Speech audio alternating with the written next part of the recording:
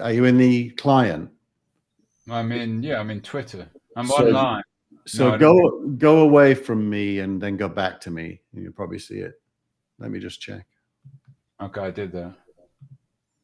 No, I didn't. Oh, yeah, this was the. Creators, your time has come. So I'll just retweet. Retweet that,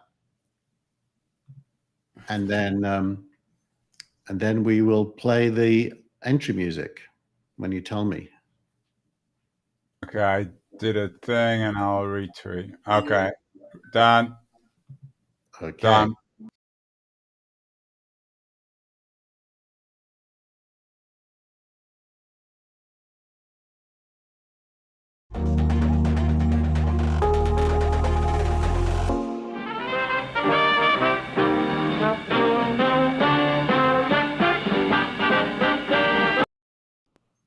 Hello. That was the week. We're back. February the 26th, the last Friday in February. Quite a month, Keith. Quite a week, actually.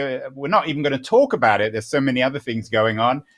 But there was a small bust on the markets this week. You lost several $100 million, I assume, given how wealthy you are. Billions, Andrew, billions. Yeah, the markets had a correction. To be honest, my rule is don't look at the market either way, because if you get emotional, you're going to sell when it goes down and buy when it goes up, which is the exact opposite of what you should do. So it's best not to look. Best not to look, but there are lots of places to look, Keith, this week. And in particular, you as a creator are focusing on the creative space. And before you even start about creativity, I'm curious, how do you're doing a good job keeping up with all this stuff. How are you putting this newsletter together? It's quite interesting, actually, and it relates. Let me share my screen, and I'll show you.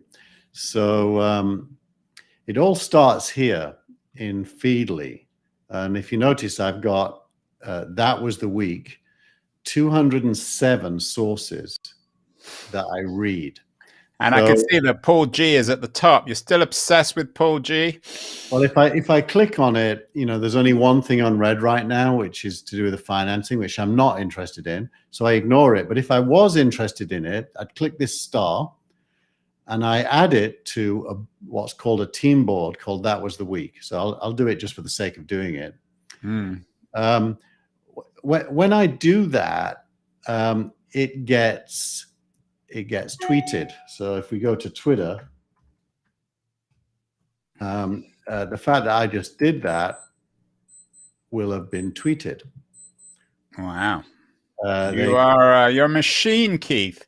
And there's so much stuff coming in. I don't know how you keep up with it all. I mean, it's all very well putting it in different folders, but you've got about 10,000 folders. How do you? No, but then look what happens. It basically comes here, and let me. This screen is, and you see in this sidebar. If I refresh the sidebar, everything I've done that to comes up here in review, which is my newsletter tool. Right. And it's pretty amazing, and it's a sort of a creative tool for a creative in a week of creators. So, what's the big deal about creators this week? Why is it the moment you suggest for creatives? Well, there's an explosion of things happening all at the same time. That's really what it comes down to. It's a Cambrian, as geologists would tell us. Is this a Cambrian moment, Keith? Well, if you think about it, the past is podcasts and blogs. Podcasts and blogs is the past. Why is it the past? And tweets. And tweets probably, although I think tweets are the glue that they're not going to go away, and they're also perform a useful function in alerts and notifications and so on. Yeah. But what's new is on the newsletter side, Substack, Review, and others. Yeah. On the live video side, Restream, StreamYard, and others. Yeah. On the audio side, Clubhouse, Twitter Spaces and others. Yeah, and they're many to many platforms, whether it's audio, could be video, could be anything, right? Yeah. So people like you and me now are sitting here. It's almost like too early to talk about it because it's still a bunch of disparate services that we use. But it's all coming together. The way I think about it in my editorial, I say that it's almost like somebody is going to build Adobe Creative Cloud for us, for all these different things. And there'll be one place where we can go. We'll be able to write, we'll be able to record, we'll be able to go live, video or audio. We'll be able to publish or just be live. And you know, that is the canvas on which creativity is going to flourish, which means that our consumption habits, mine have changed already. You know, I'm reading Protocol, I'm reading Not Boring by Packy McCormick. I'm reading Wired more because they're doing a pretty good job of this. So the content that I'm receiving is now being produced by a wider array of people using a wide array of formats, including live. And so it's transforming the creative landscape.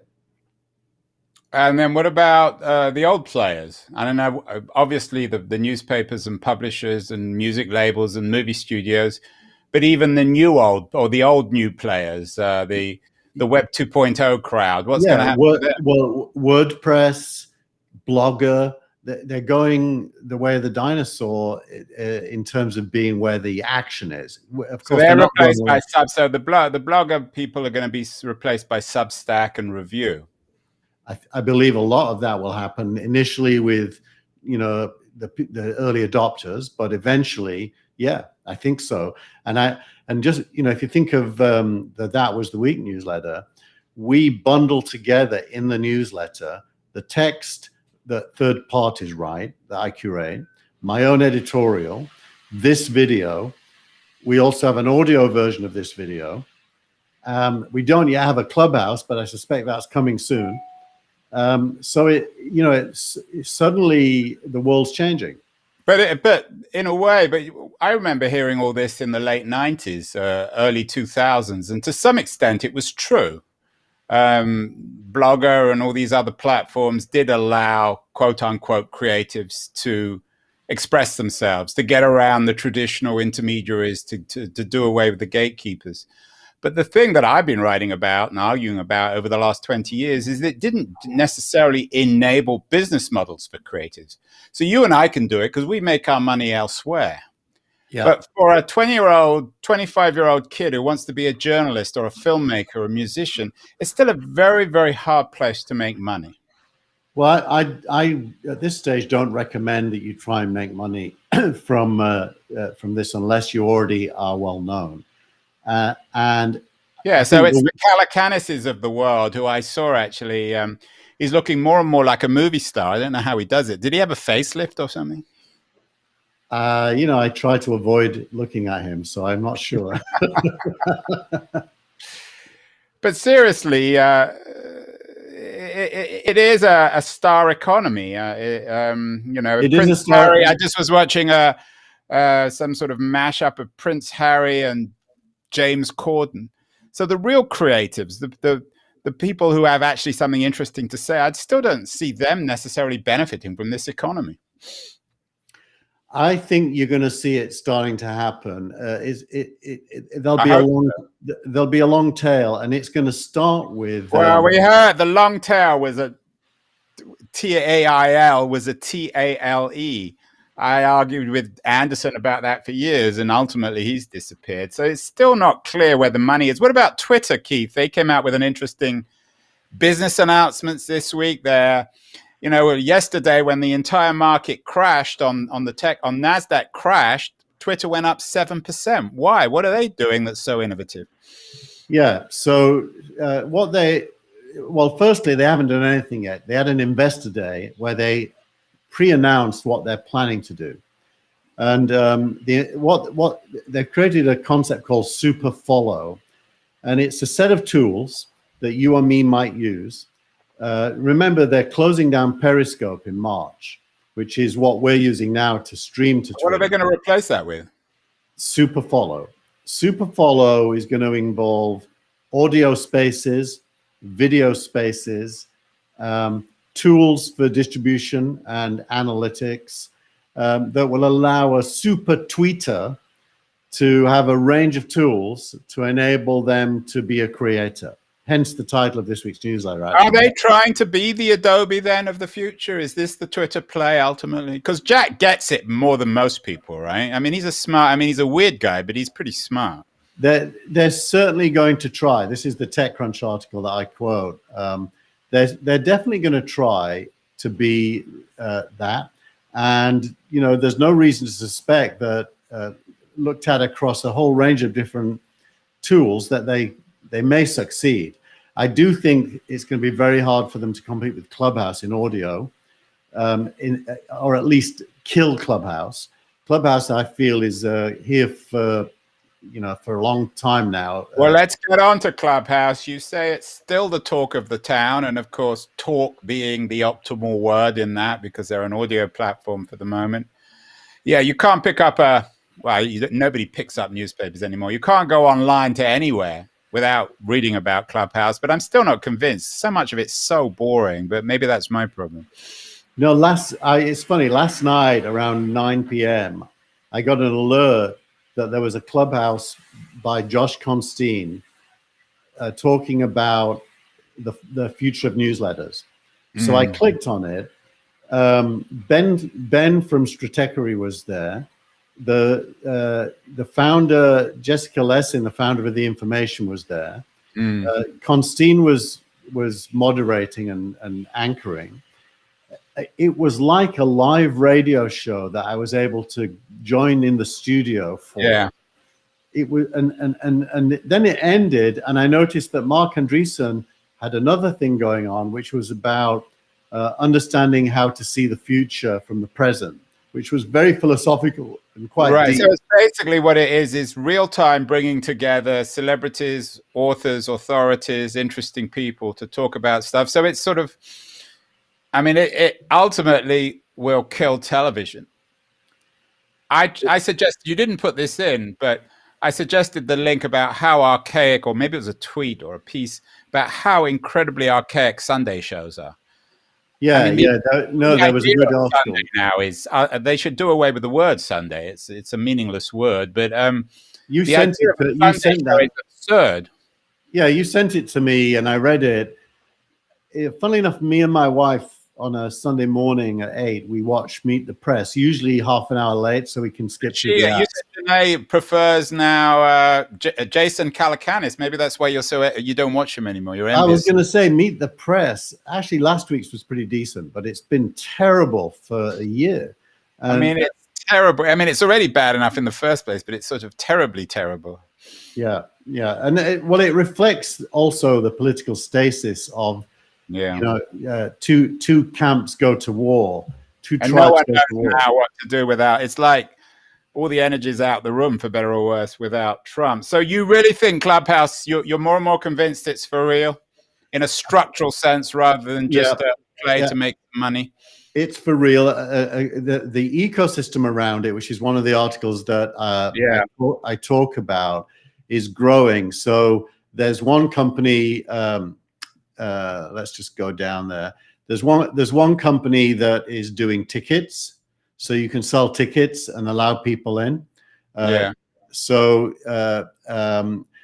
the rise of oral psychodynamics, that's a great piece. Doesn't it? What's an oral psychodynamic? She makes the point, it's very well written, that verbal interaction is more lasting in your memory than written. Yeah, but this could be a parody of oral psychodynamics. You know what? There's another word for that. It's talk. Yeah, she's good though. You should read it. Don't know. It's actually very good. What's her name? Zainab. Let's click on it. She's at zainab.substack.com. So she's another newsletter. And she is academic though. Yeah, she's famous. But oral psychodynamics. Just use the word talk, Zainab. But anyway, it's going global. So well, the China thing, my friend Chris Schroeder made a big deal of that. I think it is interesting in a China context because you can talk about all sorts of things on Clubhouse that you can't talk about. But I am assuming the Chinese will get up to their old tricks of somehow banning it from the making sure it's outside the Great Wall of China. So I don't know if it becomes politically dangerous, they'll just ban it, won't they? Well, remember, it is just an app, and the App Store in China, Apple complies with Chinese government regulations. So they'll get rid of it if they have to. If they have to, yeah.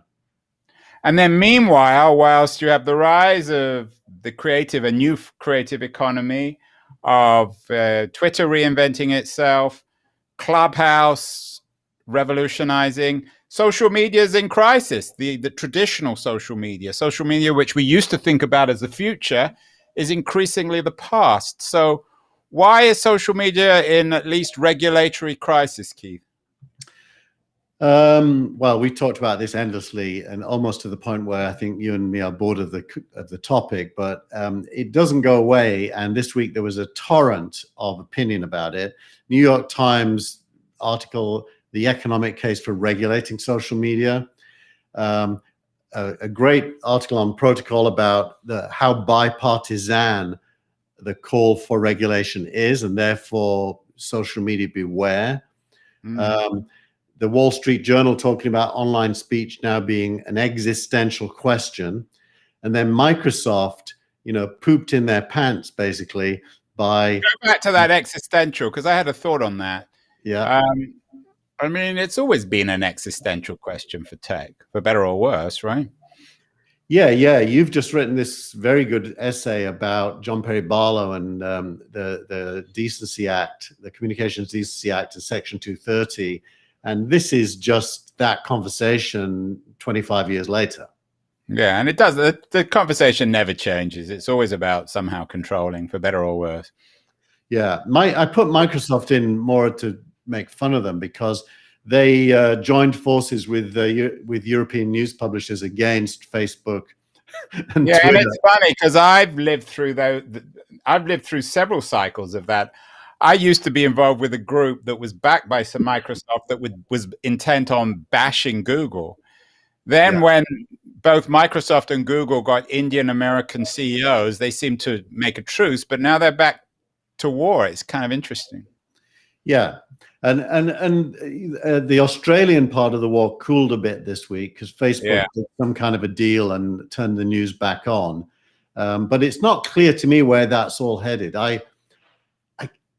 Having watched what Facebook did with its currency Libra, where it caved into government demands, I do not believe Facebook is capable of driving in a straight line and doing the right thing here. So I fear that governments and old news organizations are going to get a piece of the cherry somehow, but I still don't understand how. Well, we should maybe next time we can revisit John Perry Barlow's declaration of independence from cyberspace. It's 25 years ago that he wrote that remarkable piece to basically suggest that we have the same struggle between government and cyberspace. But if anything, it seems like government is more aggressive now in challenging cyberspace. Meanwhile, in the midst of all the upheaval and the disruption, the SPACs are continuing to revolutionize the financial world. Well, the SPACs seem unstoppable, Keith. Yeah, there was a couple of big corrections this week. There's a SPAC that is announced. It's the Churchill SPAC that announced that it's merging with an electric vehicle maker called Lucid, and its stock cut in half on the announcement. So, SPACs can make mistakes of merging with the wrong entities. Well, they will. That's inevitable. I mean, that's... Yeah. Right. That said, they're very popular. The big news this week was that Lehrer Hippo in New York announced a SPAC. Now, Lehrer Hippo is Ken Lehrer and Eric Hippo. Yeah, the Huffington Post people. Ken's Huffington Post. Eric was former SoftBank when they were just a VC fund. And Lehrer Hippo is a microfund. It's not a huge fund, but it's very well regarded. And for it to be doing a SPAC, means that the tide of SPACs has gone all the way back to VCs who do A rounds and seed rounds. So why is that important? It means that the VCs that do, C, D, and E rounds are being leapfrogged, and companies are going to go direct to some kind of public offering, helped by their VCs, who are going to take another bite at the cherry through the SPAC as they go public. Vinod Khosla announced 4 SPACs in the last 2 weeks. So this is a major reorganization of late-stage venture investing. And the entire economy. And it seems like the VCs are both they're trying to be both church and state, judge and jury, in the sense that they make the original investment in something they think is innovative and smart, and then they're going to decide when these things go public. Well, what happens if they're a piece of crap? Well, that probably means the SPAC won't be able to raise the money, because the money does come from institutional investors. From the, they'll have funds. So won't Lara, say Hippo, won't they control? So let's say they raise a couple of $1 billion for a SPAC fund. Won't they decide where they put the money, or do they need to reach SPAC?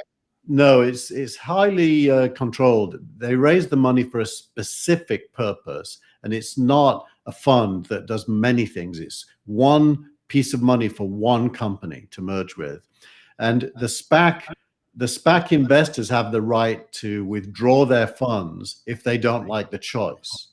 So the money does control the outcome, and the money is not the VC's money. And money, of course, is in the news, both literally and metaphorically. Always is in the news, literally. Quick note about Coinbase, Keith, because they seem to be the latest crypto darling. They're the first real crypto company to go public. Yeah, here's a story about Union Square Ventures. Fred Wilson, a good friend of That Was the Week. He doesn't like me, but I'm good friends with his partner. Yeah, Albert. Albert did a great thing at DLD this week on universal basic income. Anyway, Coinbase filed their S1, which is the document you have to file with the SEC before you go public, and it disclosed that Union Square Ventures has been selling shares fairly aggressively over the last couple of years. And it was presented by TechCrunch as a kind of a disclosure, but actually it's normal behavior for early stage VCs to sell a little bit at a time when they get the opportunity. I do it with my investments. I remember when Alibaba invested in Quixie at 200 million, we sold half of our position to Alibaba. So it's a normal thing. But the other news about Coinbase this week is that they've closed their office down. So they filed for an IPO, and here it is, worth a mention is the section. It's now a fully decentralized company with no HQ, which is a bit like WordPress, actually, always was. So yeah, they're in the news twice this week for sign of the times decisions, going public and closing down their office. So where are they going to meet? In cyberspace, of course. John Perry Barlow could have told you that. Yeah, you wait. And their offices, guaranteed. That's one thing I will predict, that inevitably you're going to have more and more articles later this year. People saying, "Oh, we forgot we forgot how much better face-to-face meetings are. We forgot that you can actually look people in the eye. We forgot that you can take them out for lunch after, and that's really good. And then we're all going to buy back our places in San Francisco and New York that we left." I mean, that's inevitable. But I think SPACs are fascinating on lots of levels, and they kind of also, they're really interesting in the context of the subreddit groups and all the other stuff. What's happening on that front, on Robinhood and subreddits? Is that story still brewing, or has it gone away? It's gone away largely, although the Robinhood CEO did have to be interviewed by Congress this week and explain what happened. And also, probably even more significant to being interviewed by Congress, he was interviewed by David Sachs, Calacanis, Chamath, and David Freiberg a couple of weeks ago, where he had to face the music, but really didn't. He's good at he's good at squirming out of the corner. It's interesting. I mean, you didn't make Coinbase the startup of the week. It could have been on lots of levels, as you say. What's your startup of the week, Keith? Well, not Fry's, because Fry's closed down. Fry's is our ex-startup of the week. The startup Malik is the last man standing who even went to Fry's. I don't know about that. I have the Palo Alto one is a walk away from You're the last. You and Ohm, two old white guys. I guess Ohm's not so white. Ohm is not white. Come on. Well, he's white inside. He's black out. Ooh, Andrew. I think you may have to withdraw that accusation. No, that was a compliment. Oh, that's even worse. You're digging a deeper hole here. Startup of the week is cord cutting, which is not really a startup. Is that a company? It's lots of companies. Some of the logos are there, but 5.8 million people. 5.5 million people cut the cord with their cable or satellite provider last year, and that's accelerating at pace. So I guess there's nothing new to say about that other than acknowledging. Yeah, well, I just wrote this essay about on the 25th anniversary of John Perry Barlow's Declaration from Cyberspace, and one of the astonishing things is that all that Section 230 and all the reasons why Barlow wrote the thing as a response to the Telecommunications Act, Clinton's Telecommunications Act of 1996, it all came out of the breakup of AT&T and the domination. And these companies now are irrelevant. We never mention AT&T in this show. They're before dinosaurs. What became before? I mean, maybe Facebook now is a dinosaur. What came before the dinosaurs? Well, did you notice this week that AT&T announced that it's spinning out DirecTV, which it only acquired a couple of years ago? I didn't understand. So they spent all that money on DirecTV, and now what does that even mean, spinning out? Well, they're selling it to They lost all the money on it. They're selling it to Texas Pacific Group, which is a private equity player. And it's going to go back to being a satellite and streaming service. Did they lose money on that, or they just? They lost billions. They paid $65 billion for it initially, and I guarantee it'll be. How is there still even a company called AT&T? That's what I don't understand. It's because of mobile. It's all because of mobile. Well, we still have our stupid phones. When are those going to go away, Keith? When the ears and the eyes and the mouth can be addressed by something better. Well, that'll still be some time. Gives us some more time for that. Was the week. Finally, tweet of the week. You've got a very positive, cheerful tweet, which I think should cheer all of us up. Yeah, this is Dahlia Awad, who lives in Gaza, announcing to the world via a Paul Graham tweet of a Medium post that she has been offered internships by both Google and Facebook. And she's a computer science student. I hope she's being paid and it's not a free internship. No, she'll be being paid. She'll be being paid. This is her story that she published on Medium, which is linked to in the newsletter. And it's is this just froth, Keith? Is this Silicon Valley wanting to feel good about itself, making the world a better place, or is it for real? Well, she wrote this on her own, so it's definitely for real. Paul Graham chose to retweet it, which is a sign that he has a very good taste, I would say. Well, that he's hopeful about the future. But, Gaza is not exactly full of people who are working for Google and Facebook. Is it meaningful? She makes the point that there's a program called Manara in Gaza, and that she has lots of, it's the fifth cohort of software engineers, and they're all looking for internships, and she links to them. And I wouldn't be surprised if quite a few Silicon Valley companies don't go there and take her up on it. Well, it is. It's about 63 degrees in Berkeley, California. It's early afternoon, so spring is almost here. I'm willing to be cheerful, and that's why I'm wearing my yellow jacket.